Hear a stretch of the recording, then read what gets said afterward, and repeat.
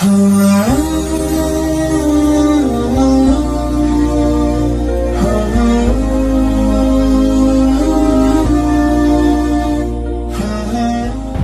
terharu sebab saya dijemput dengan baik.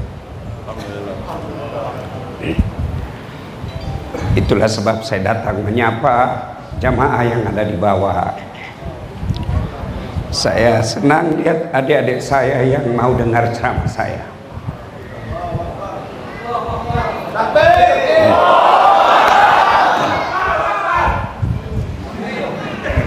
Masa saya kecil seperti yang saya jabat tangan saya datang. Saya tidur di masjid.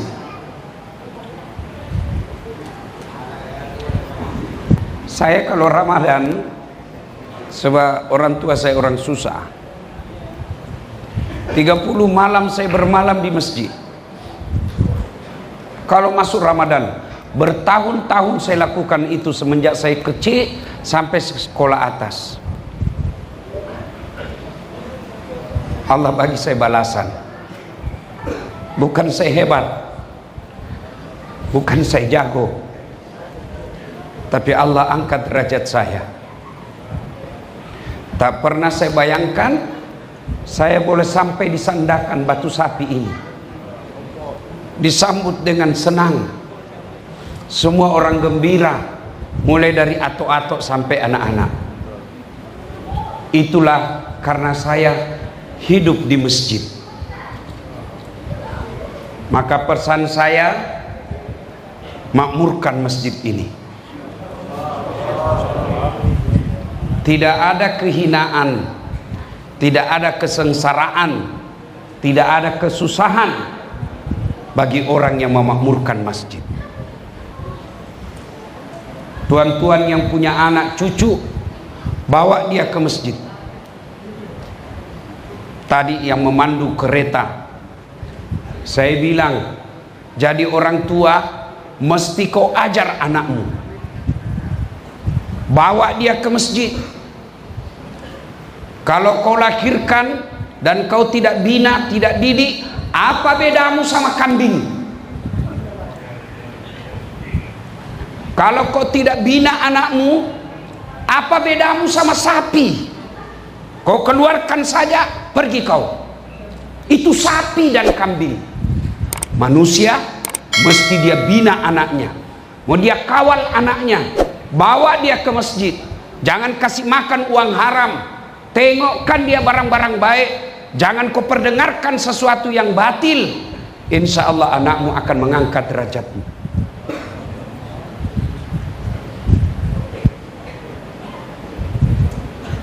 Ibu bapak saya orang susah.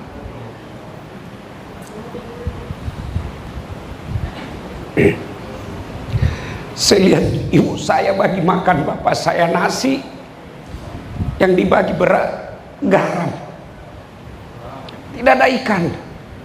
Tapi bapak saya tidak pernah mengeluh dan tidak pernah ganggu orang. Tanahnya diambil oleh keluarga sendiri. Dia cakap, tak payah kau tidak akan mati, sembah Tuhanmu. Bapak saya marah kalau saya tidak sholat. Bapak saya pasti ngamuk kalau anaknya tidak sholat. Maka tuan-tuan, bila nak punya anak yang baik, ajak ke masjid. Selebihnya serahkan kepada Allah. Kalau kau bagi saja handphone, kau bagi saja duit, kau bagi saja baju, kau tidak ajar sholat, dia makin besar makin bikin susah kau. Kalau kau cuma bagi makan, tidak kau ajar agama, sampai dia punya bini sekalipun masih dia kasih susah kau.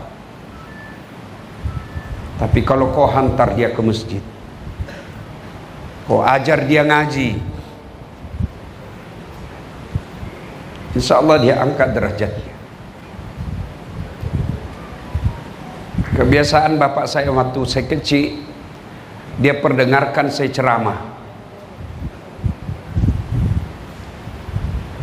Apa dia bilang? Kau dengar ceramah, Apa yang saya dapat, minimal saya tahu agama.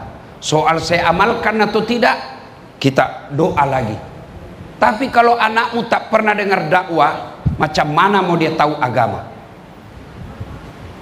Coba anak-anak kita sekarang, dari kecil dia sudah pegang handphone. Apa dia tengok di handphone? Film-film porno. Apa dia tengok di handphone? TikTok yang merusak otaknya. Nasib baik kalau ceramah Dasat Latif dia tengok. Maka saya senang sekali melihat adik-adik saya tadi, mereka gembira menyambut untuk dengar dakwah. Saya pesan khusus kepada takmir masjid, bila ada anak-anak bergaduh di masjid, jangan kau usir. Bersyukur kalau masih ada anak ribut di masjid, berarti insya Allah masih ada orang yang akan melanjutkan makmurkan masjid kita. Tuan-puan yang saya hormati, wa qala idzan bismillahirrahmanirrahim, ya ayyuhalladzina amanu taqullaha haqqa tuqatih wa la tamutunna illa wa antum muslimun. Wahai orang-orang yang beriman, bertakwalah kalian kepada Allah dengan sebenar-benarnya takwa, dan jangan kamu mati kecuali dalam keadaan beragama Islam. Ayat ini Jumat dibacakan khatib. Sejak 1400 tahun yang lalu, tiap Jumat ayat ini mesti dibaca. Kalau ada ayat yang selalu dibaca, pasti ayat itu penting. Saya nak tanya, masih ingat masa Covid 2020, 2021? Masih ingat Covid? Masih ingat? Ada anjuran yang selalu diumumkan. Apa itu? Ada yang ingat?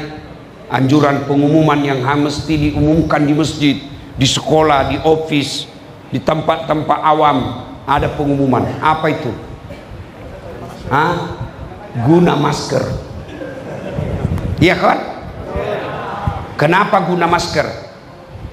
Masa itu penting guna masker, maka diumumkan pagi, tengah hari, petang, malam, pakai masker, pakai masker.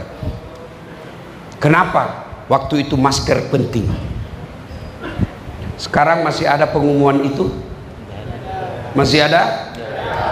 Jawab dulu, masih ada? Kenapa? Tak penting lagi.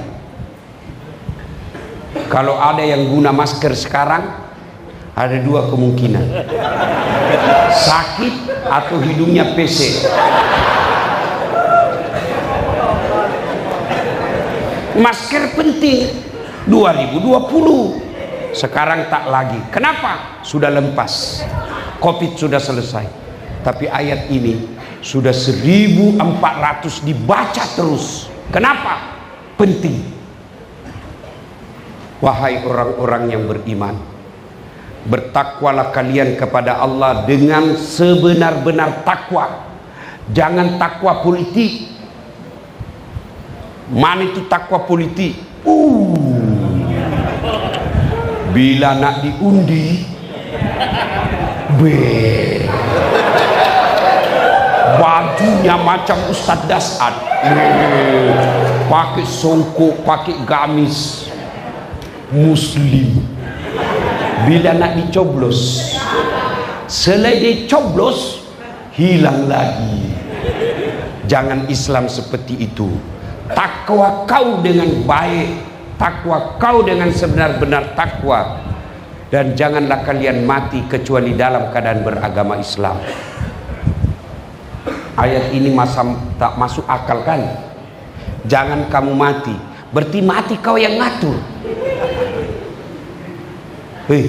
Jangan kau mati ya, berarti mati mau-mau. Padahal mati, you mau atau tidak, tiba saatnya pasti mati. Iya kan? Orang kaya mati, orang miskin mati, raja-raja mati, rakyat biasa mati, datuk mati. Bukan saya bilang datuk, kurang ajar memang ini. Orang kaya mati, orang miskin mati, raja-raja mati, rakyat biasa mati, janda mati. Lagi laju, semua mati, semua mati. Mau tua mati, muda mati, kaya mati, miskin mati, artis mati, tentara mati, polis mati, ustaz belakang sikit. Kalau ustaz mati, siapa yang ceramah? Tapi kalau saya tak ada soalan, tuan-tuan duluan, saya belakang boleh, atau saya belakang, tuan dulu boleh juga. Berarti maknanya, tuan-tuan, bukan mati yang jadi masalah. Yang jadi masalah, bagaimana kau hadapi mati. Semua pasti mati, maka mati bukan masalah. You mau atau tak, pasti mati. Berarti yang jadi masalah, illa wa antum muslimun, kecuali matimu dalam keadaan beragama Islam. Ini makna ayat ini. Sampai jam berapa nih?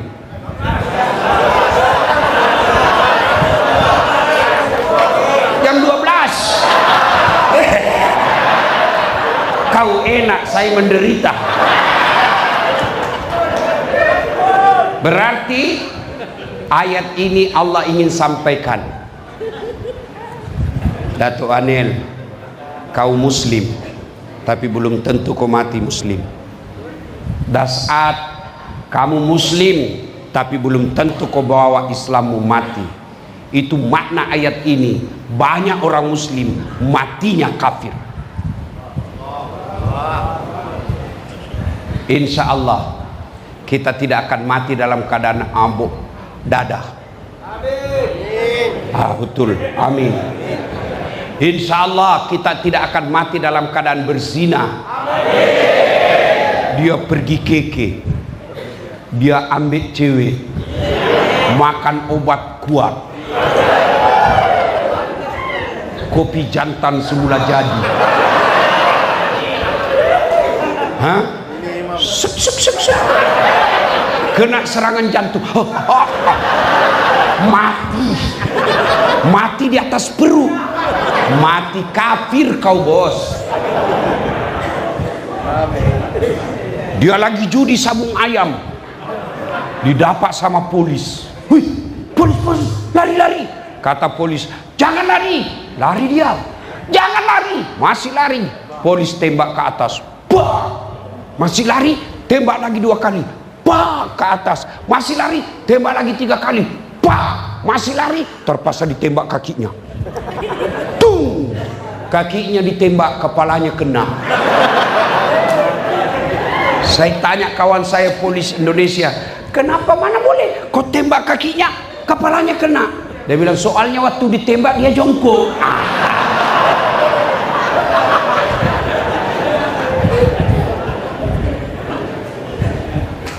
Insya Allah kita tidak akan mati dalam keadaan judi. Insya Allah kita tidak akan mati dalam berzina. Tapi yang boleh membuat kita mati kafir, hubbi aklil haram, suka makan barang haram. Apa itu? Menerima uang sogo, undi, dun.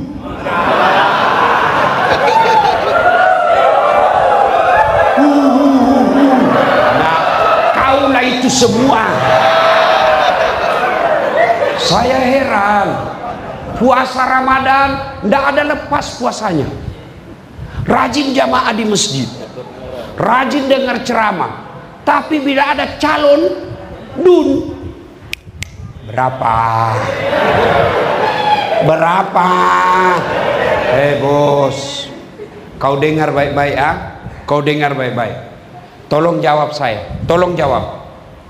Kalau kau terima uang sogo 300.000 kau kaya tidak?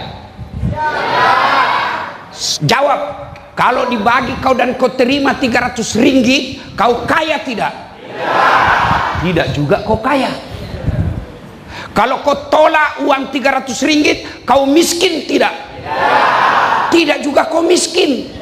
Namun yang pasti, ketika kau terima uang sogo itu, maknanya kau kasih uang masuk, uang neraka ke dalam perutmu. Yang pasti yang kedua, kau pilih orang yang tidak layak untuk menjadi wakil rakyat. Maka kepada calon yang mau diundi, jangan kau sogok rakyat. Kepada rakyat, jangan kau minta uangnya calon. Kau boleh cakap, kalau ada yang datang bawakan kamu, kau boleh cakap, jangan kau hina saya. Memang saya miskin, tapi harga diriku tidak 100-300 ringgit. Itu baru.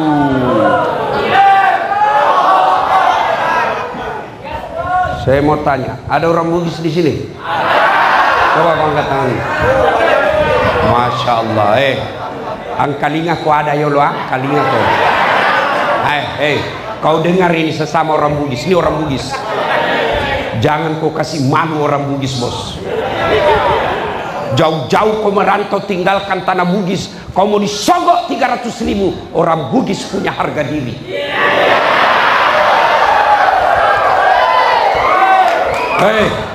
Kau datang di tanahnya orang, kau datang merantau cari nafkah di negeri orang, jangan kau rusak negara orang dengan kau terima uang sogok.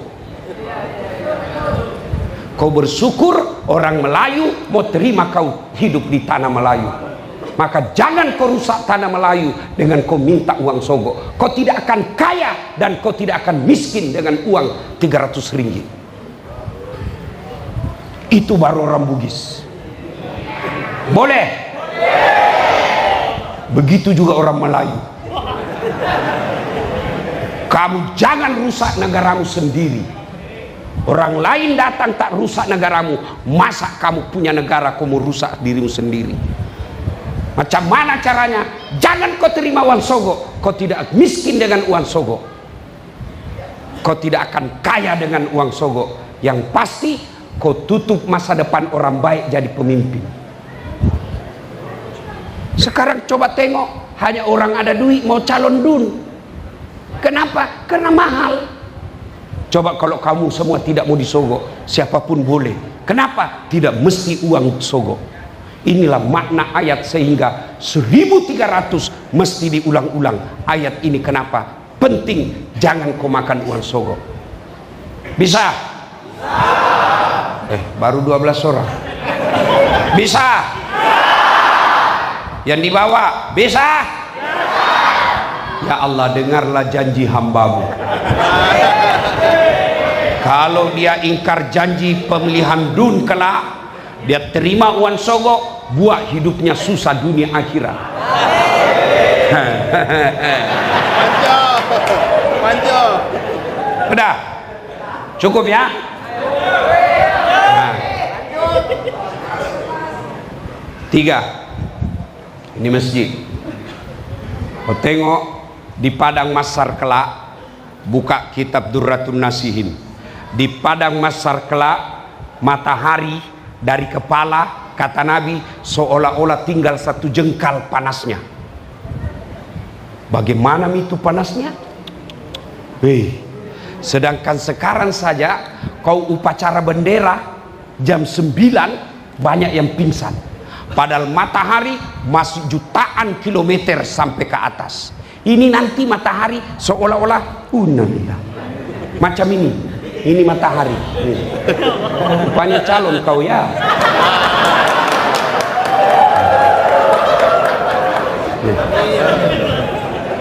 Ini macam ini. Oh, calon juga. Macam ini ya. Anggaplah ini kepala, matahari, kata Nabi, seolah-olah tinggal 1 jengkal. Bagaimana ndak hangus? Tapi waktu itu, kata Nabi, bukan lagi yang menentukan, bukan duitmu, yang menentukan amalmu. Dan saat itu, dari Adam sampai kiamat, berapa triliun manusia bergabung di satu tempat, namanya padang mahsyar. Masa itu kata Nabi, ini mukamu seperti ini? Tidak lagi. Boleh jadi makin handsome, boleh jadi makin hancur.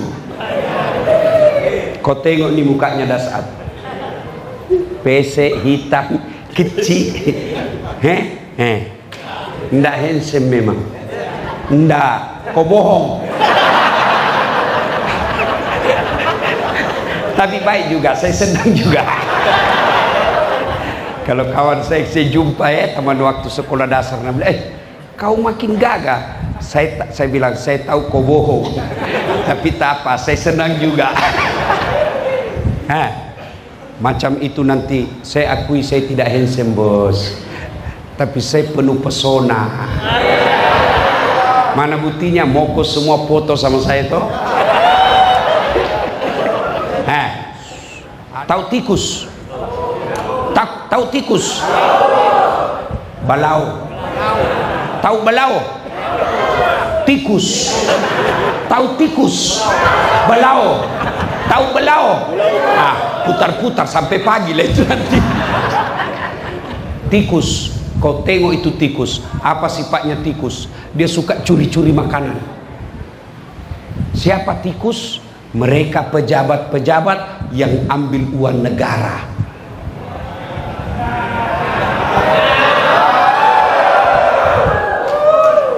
Ada ahli parlemen, ada YB, ada pejabat. Kalau di Indonesia bupati, wali kota, anggota DPR ambil uang negara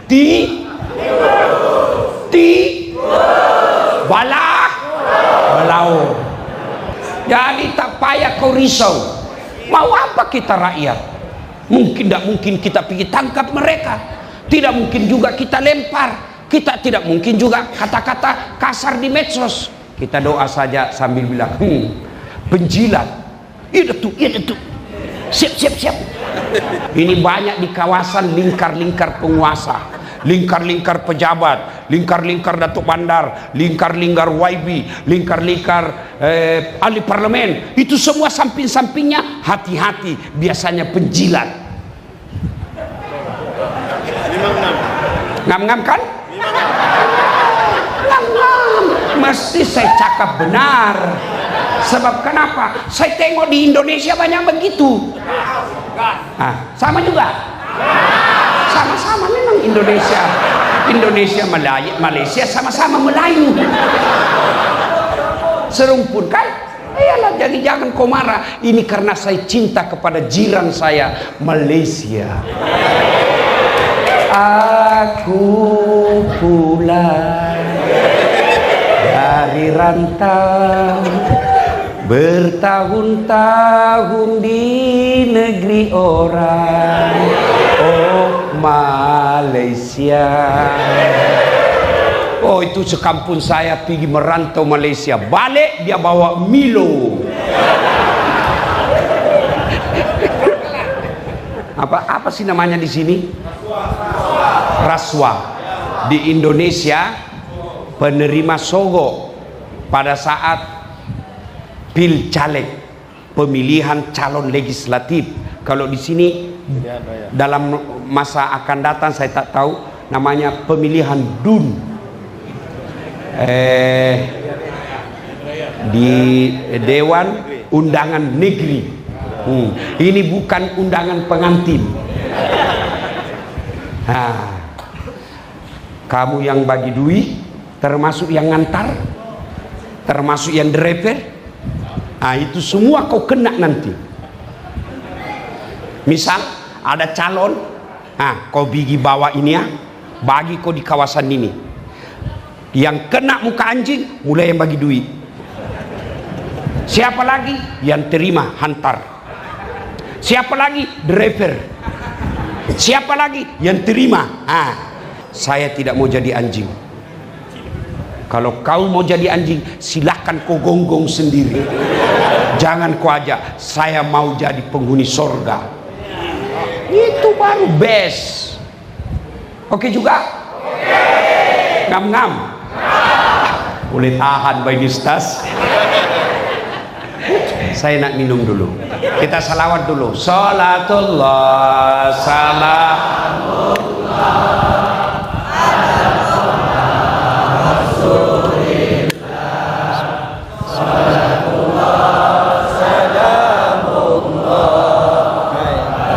semangat ke orang di channel selawat. Kalau di Indonesia kencang, keras. Sini kayak lobet.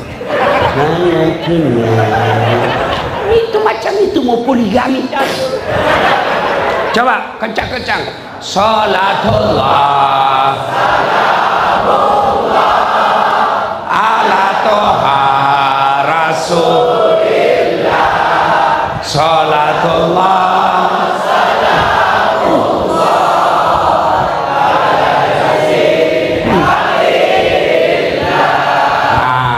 siapa di antara 7 itu? 1, mereka yang memakmurkan masjid. Kita cakap dulu yang pertama. Imamun adil, pemimpin yang adil. Dato Anil, Haji Karim, Arif. Siapa suruh kau tidak bagi namamu dari tadi? Haji Arif, bila Allah takdirkan kamu menjadi wakil rakyat di sini, kau mesti adil. Macam mana adil? 1, adil kalau boleh jangan kau guna uang negara untuk dirimu. Jangan kamu mau dilayan oleh rakyat. Namanya wakil rakyat, dia mesti mewakili rakyat, bukan dia yang dilayan rakyat. Ada orang sekali jadi wakil rakyat mau sombong. Lah kau jadi wakil rakyat karena rakyat pilih kamu. Namanya wakil. Saya bagi kau contoh ya. Wakil kan bahasanya bahasa Melayunya timbalan kan? Ya, di sini wakil ke Indonesia. Mana lebih tinggi ketua polis dengan wakil? Mana lebih tinggi ketua polis dengan wakil poli ketua? Mesti ketua. Mana lebih tinggi perdana menteri dengan wakil perdana menteri? Perdana Menteri.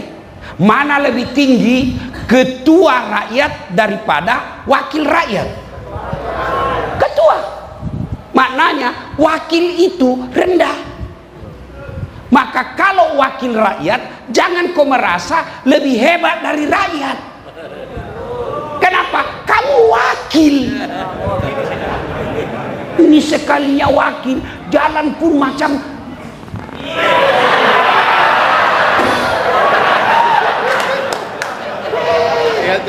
banyak itu. Kalau mau calon, wih baik betul.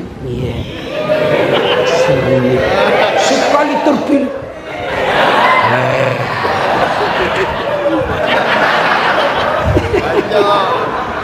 Siapa suruh kau undang saya? Hancurlah kau malam ini. Tapi tentu saya tidak mau datang di sini kalau saya tidak tahu beliau orang baik. Ya, orang baik. Ya. Imamun adil. Yang kedua, yang dilindung dalam bilik, mereka yang memakmurkan masjid. Kata hadis, mereka yang menggantungkan hatinya di masjid. Kata mahasiswa saya, mati kita itu Ustaz.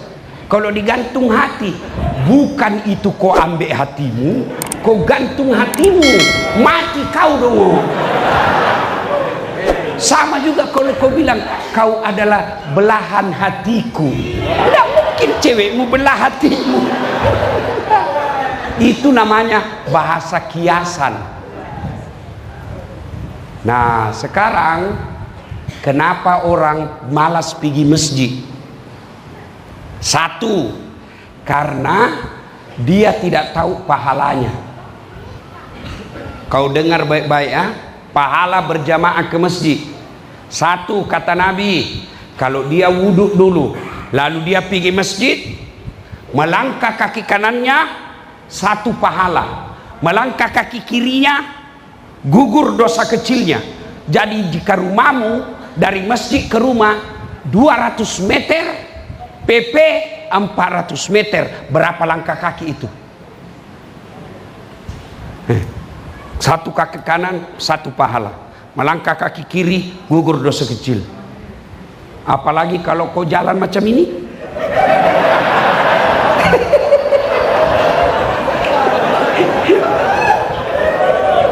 Ya. Ya.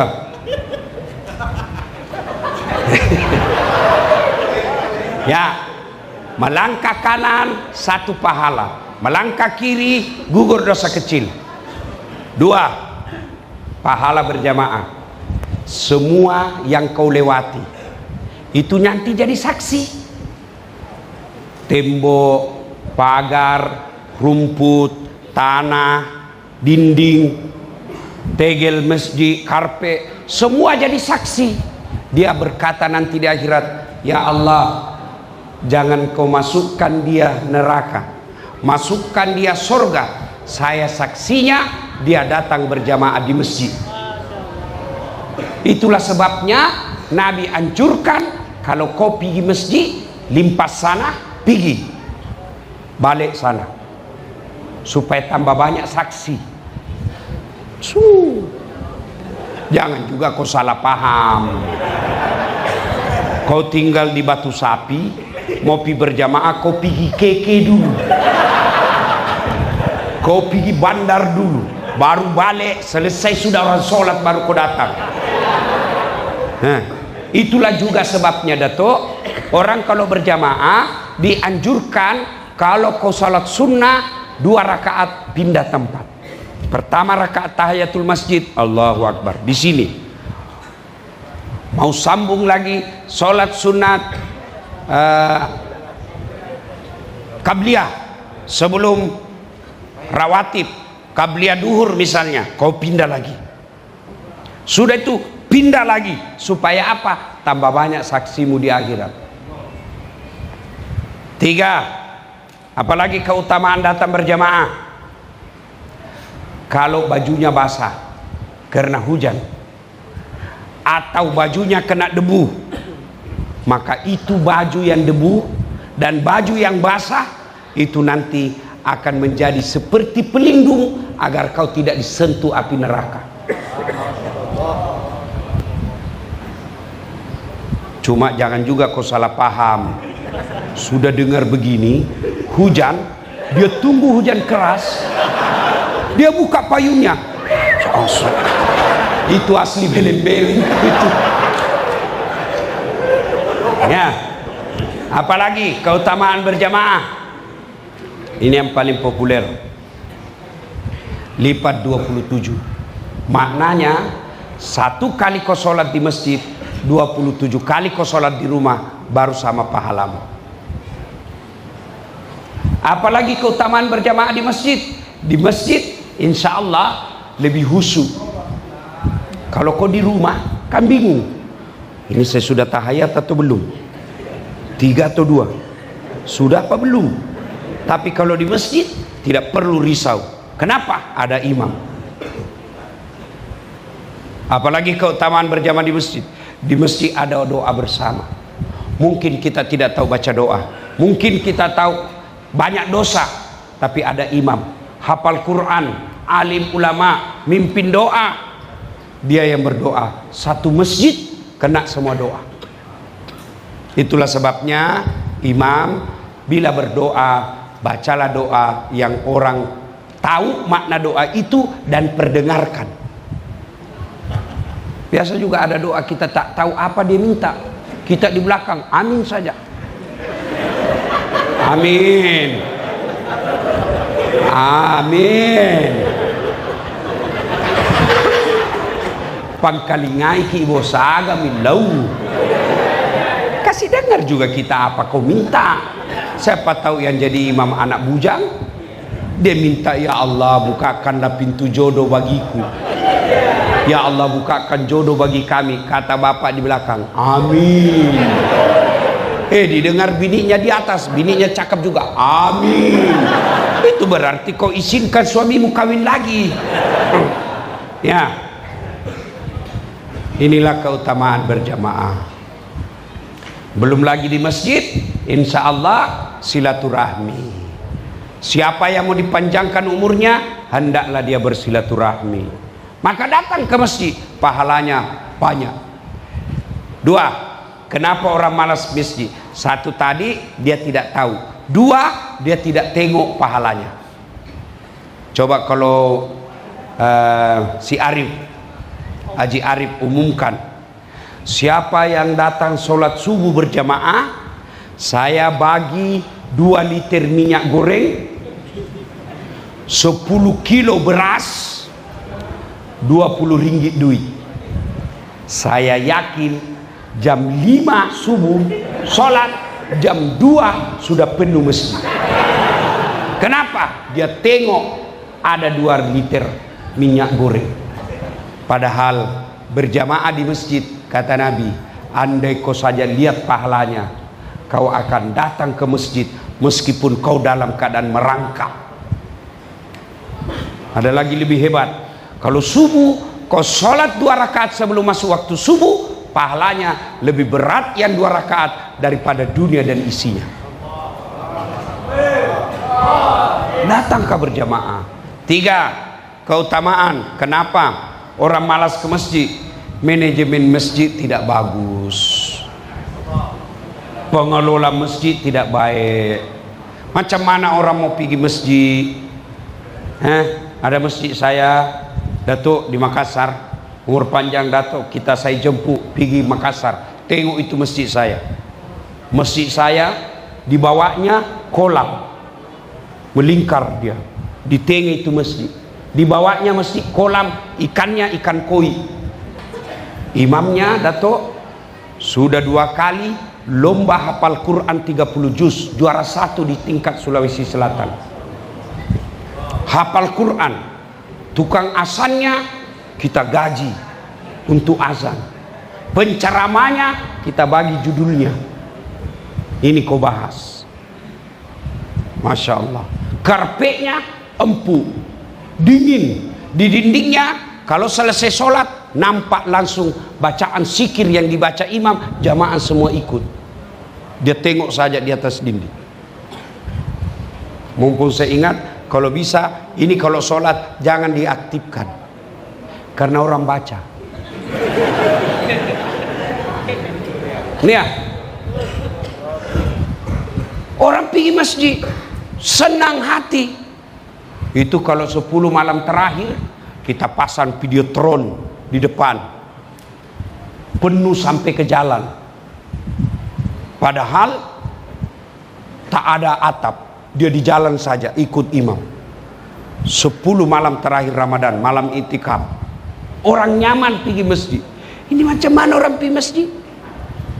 Orang yang azan, yang sudah tua atau hayya sholat,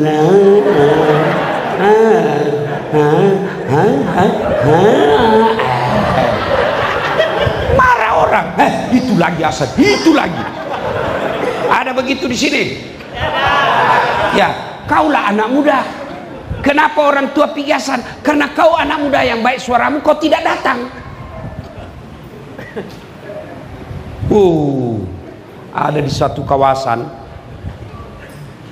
jam 10 pagi dia kunci semua pintu masjid.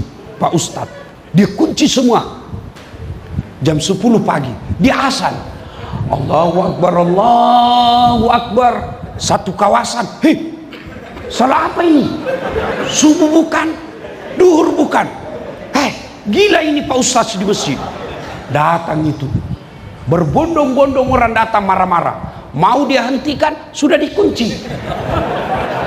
Berhenti, tidak bisa berhenti sendiri dia. Dia tengok, selesai sholat dia buka. Ustadz, kau gila ya? Kenapa bilang gila? Andai saja kau bukan Ustadz, sudah ku lapor kau di polisi. Bikin gaduh ini kawasan. Kenapa kau azan? Ini duhur bukan, asar bukan, subuh bukan, kau gila. Kenapa azan begini? Itulah saya heran. Saya azan subuh, Tuhan tidak datang. Saya azan asar, Tuhan pun tak datang. Sekali saya azan jam 10, baru Tuhan datang semua. Ini yang gila saya atau kau? Tapi jangan kau praktek di sini aja. Jangan pula kau bilang Ustaz kasih contoh. Nah, macam mana orang mau pergi masjid yang azan tidak bagus? Ya, karpetnya sudah 7 Muharram, 7 kali lebaran tidak pernah tukar. Begitu kita mau sujud, banyak semut. Woi, beri-beri. Ya, macam mana mau pergi masjid? Dapat lagi imam, sound system, speaker, baru takbir, Allahu Akbar.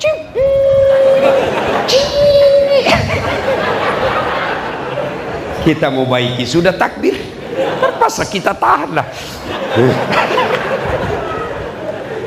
Iya, ada lagi imam, dia balik-balik sunnah Nabi. Kata Nabi, kalau kau jadi imam, ringkaskan bacaanmu. Yang kedua, baca yang umumnya orang hafal. Ini sekali dia jadi imam, gayanya baru naik bergaya.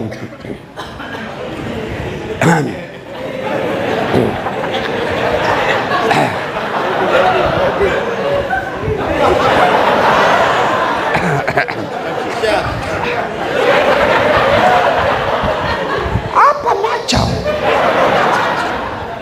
Lama sangat. Allahu Akbar. Ada juga takbir Allahu Akbar, macam dialah penghuni surga terakhir.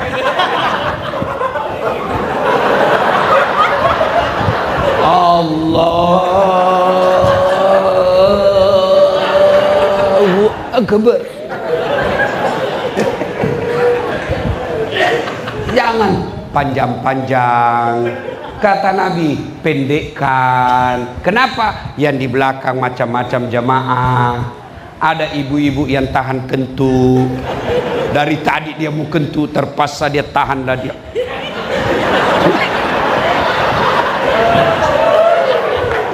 Ada pula mungkin anak-anak remaja yang dia lupa kunci motornya, melengket di situ basikal.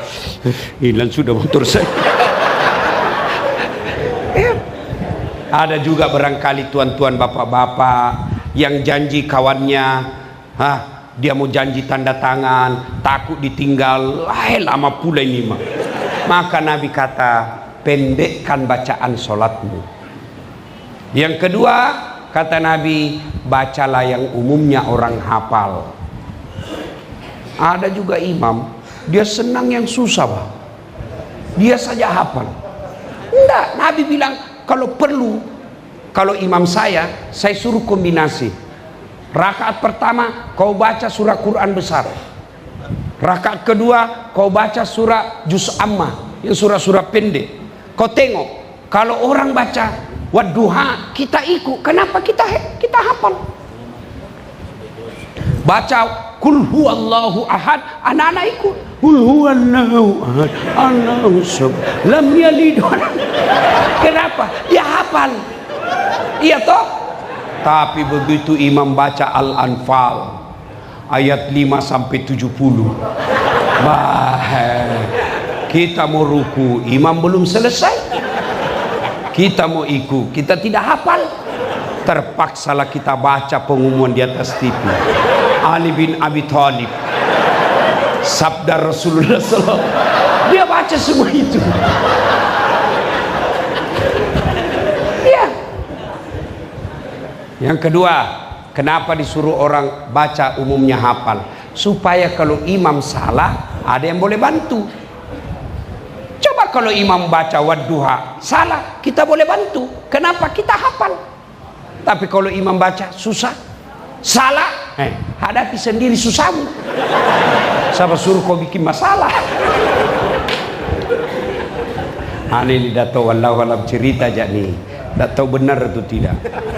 Jadi dia balik dari pondok hafal Quran, disuruh imam. Itu masjid-masjid tua. Jadi imamlah dia. Fatihah kita ikut, dia jamaah ikut semua husu.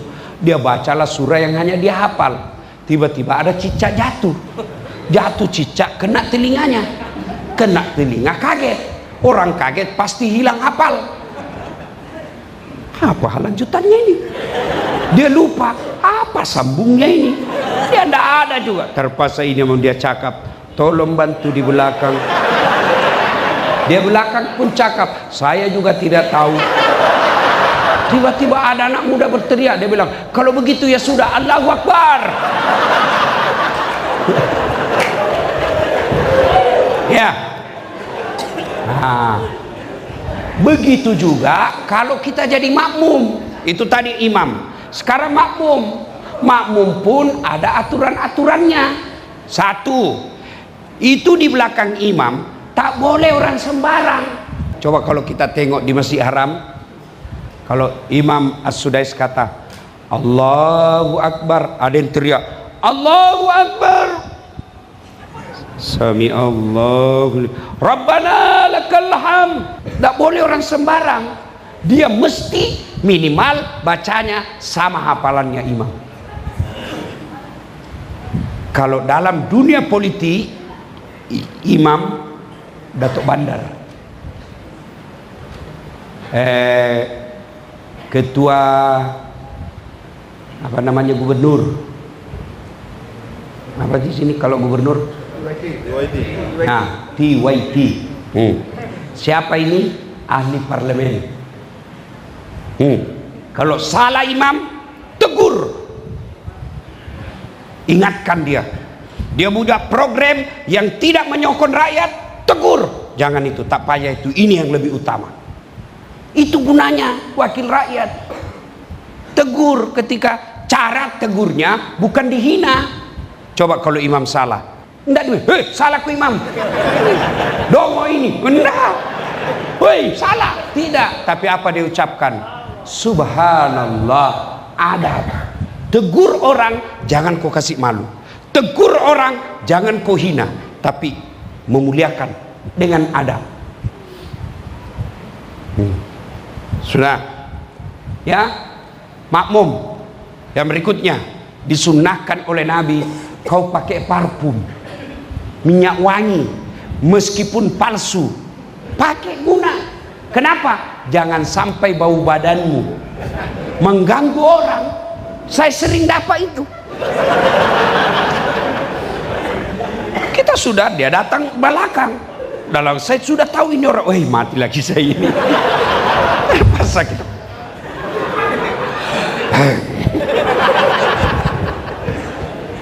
Tuh. Yang kedua, sunnah sikat gigi. Kenapa? Supaya bau mulutmu tidak ganggu orang. Nah, ada juga itu makmum macam dialah paling soleh dalam masjid. Mulai takbir dia ganggu kita. Allah Akbar. Bismillah. Ini bau mulutnya keluar semua sama kita. Itu adab dalam berjamaah. Nah, Bapak Ibu saudara-saudara sekalian, masjid telah dihadirkan. Sayang kalau tidak dimakmurkan. 7 golongan baru 2. Insya Allah kita lanjut setelah apalagi itu undi. Kalau Dato' Anil naik, Haji Arif naik lagi, dengan izin Allah barulah kita datang lagi buat pengajian. Insya Allah. Itulah saja tausiah saya, nak berlama-lama tapi waktu yang membatasi kita. Jumpa lagi di lain masa. Lagi sudah 1,5 jam ini bos, capek saya Pak ya. Nah, terus kau kira saya tukang parkir? Terus tambah. Kau kira saya penjual nasi goreng kampung? Tambah lagi ya, insya Allah bila nak mau lagi dengar ceramah saya, kau nonton saja di YouTube, insya Allah ya. sebelum saya akhiri, saya belum. Duduk dulu.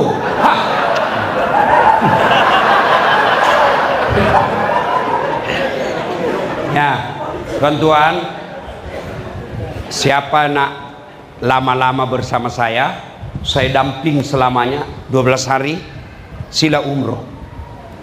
Saya ada perancangan umroh bersama ikhlas.com. Ikhlas.com bulan 9. Harga jimat, tapi spesial bersama Dasat Latif. Apa yang kau dapat kalau bersama Dasat Latif? Ada bagi tausiah selama jalan. Ada tabligh akbar di kebun kurma. Ya, dibimbing, dijelaskan apa yang terjadi ketika kau sa'i, apa yang terjadi ketika tawaf, semua itu. Nah, bagaimana caranya? Kau daftar ikhlas.com. Insya Allah tidak ada yang mustahil di sisi Allah. Ya, terakhir sekali saya nak bagi hadiah kepada Haji Arif. Ini mana? Ini hadiah saya. Ya, ini Haji serban, sarung, sama sarung saya. Kau tengok sarung saya. Oh ya betul. Ya, putih.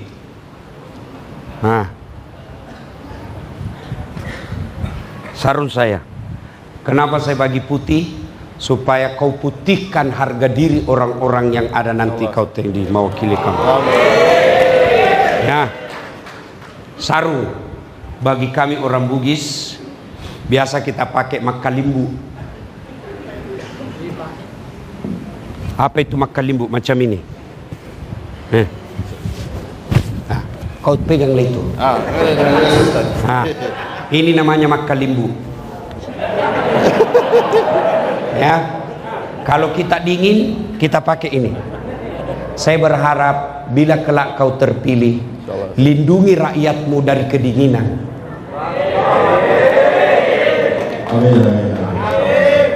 Yang ketiga, sarung ini dipakai menutup aurat supaya kau tidak malu.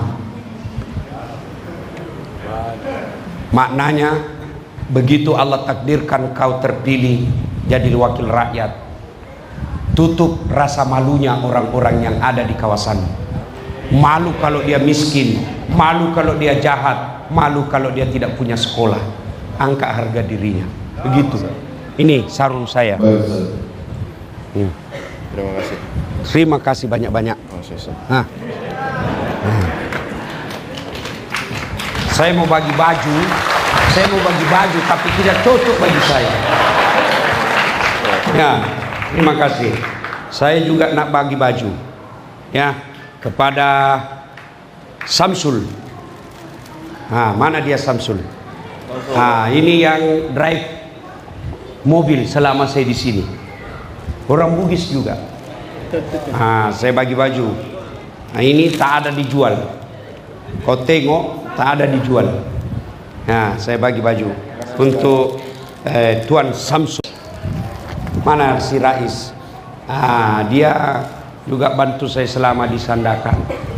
Salah satu ciri orang Islam, jika dia bertemu memberi hadiah, minimal hadiahnya adalah doa. Kira ko Rais. Nih. Terima kasih. Terima kasih. Yang lain